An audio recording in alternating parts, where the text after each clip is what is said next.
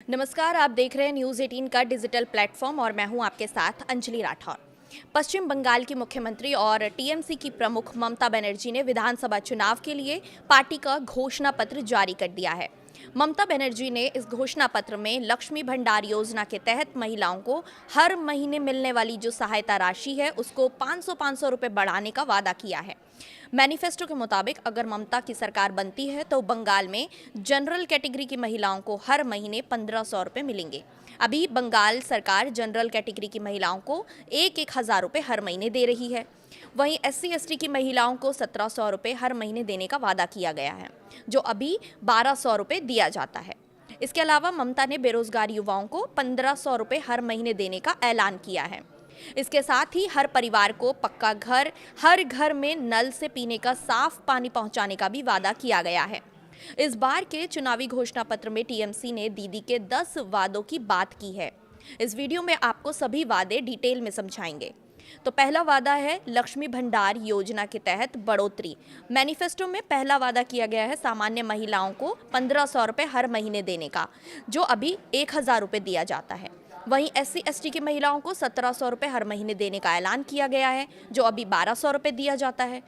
दूसरा वादा है युवाओं के लिए आर्थिक सहायता देने का, यानी कि टीएमसी की सरकार बनती है तो बेरोजगार युवाओं को 1500 रुपये हर महीने दिए जाएंगे, जो अभी सालाना रूप में देखें तो 18,000 रुपये दिए जाते हैं। तीसरा वादा किया गया है किसानों से जुड़ा हुआ। कृषि बजट में बढ़ोतरी का वादा तीसरा किया गया है। राज्य में अगली सरकार बनने पर किसानों की जो सहायता के लिए 30,000 करोड़ रुपए का कृषि बजट पेश करने की बात कही गई है। इसका लाभ उनको मिलेगा जो किसान भूमिहीन हैं। चौथा वादा किया गया है हर परिवार को पक्का घर देने का, यानी कि ममता सरकार बनने के बाद सभी के लिए आवास सुनिश्चित करने का लक्ष्य रखा गया है। पांचवा वादा किया गया है हर घर में नल से जल देने का और सभी घरों को पीने का साफ पानी पहुंचाने का। छठा वादा स्वास्थ्य से जुड़ा हुआ है। कहा गया है कि स्वास्थ्य सेवाओं के विस्तार किए जाएंगे, यानी कि हर ब्लॉक और टाउन में साल में 2 बार मुफ्त स्वास्थ्य कैंप लगाकर घर घर स्वास्थ्य सेवा दी जाएगी। टीएमसी ने अपने मैनिफेस्टो में शिक्षा व्यवस्था का जिक्र किया गया है। कहा गया है कि शिक्षा व्यवस्था में सुधार किया जाएगा। इसमें कहा गया है कि सरकारी स्कूलों का जो आधुनिक इंफ्रास्ट्रक्चर है और शिक्षा की गुणवत्ता है वो बढ़ाई जाएगी। मैनिफेस्टो में अगला फोकस बंगाल को व्यापारिक हब बनाने का किया गया है, यानी ममता सरकार बनती है तो लॉजिस्टिक, पोर्ट और व्यापार ढांचों का विकास होगा। ग्लोबल ट्रेंड सेंटर स्थापित किए जाएंगे। इसके अलावा बुजुर्गों पर भी इस चुनावी घोषणा पत्र में ध्यान दिया गया है। घोषणा पत्र में वरिष्ठ नागरिकों के लिए पेंशन योजना, पेंशन सुरक्षा, पात्र बुजुर्गों के लिए पेंशन का विस्तार, ये सब ऐलान किए गए हैं। अब बात करते हैं आखिरी वादे की।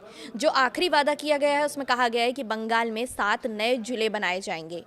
मैनिफेस्टो जारी करते हुए पश्चिम बंगाल की मुख्यमंत्री ममता बनर्जी ने बीजेपी पर जमकर निशाना भी साधा है। उन्होंने कहा है कि बीजेपी पर उन्होंने आरोप लगाया है और कहा है कि बॉर्डर इलाके से पैसा लाकर, हथियार लाकर राज्य में दंगा कराने की कोशिश जो है वो बीजेपी करती है, ऐसा उन्होंने आरोप लगाया है। ममता ने लोगों से ये भी अपील की है कि बीजेपी के खिलाफ वोट करने की अपील की है, मतलब बीजेपी को वोट ना देकर वो टीएमसी को वोट डालें, और ममता ने उनके खिलाफ वोट करने की अपील की है। तो कुल मिलाकर ममता बनर्जी और टीएमसी ने इस बार जनता के हर वर्ग, यानी कि महिलाओं, युवाओं, किसानों, बुजुर्गों और शहरी मतदाताओं को साधने की पूरी कोशिश की है। दीदी के 10 वादों के जरिए पार्टी ने यह साफ संकेत दिया है कि चुनावी मैदान में उनका फोकस सीधा जन कल्याण और विकास पर रहेगा। अब सवाल ये है कि क्या ये वादे वोट में बदल पाएंगे और क्या बंगाल की जनता एक बार फिर दीदी पर भरोसा जताएगी, या फिर इस बार सियासी तस्वीर बदलती हुई दिखाई देगी। इस खबर पर हम आपको अपडेट देते रहेंगे। बने रहिएगा न्यूज़ 18 के साथ।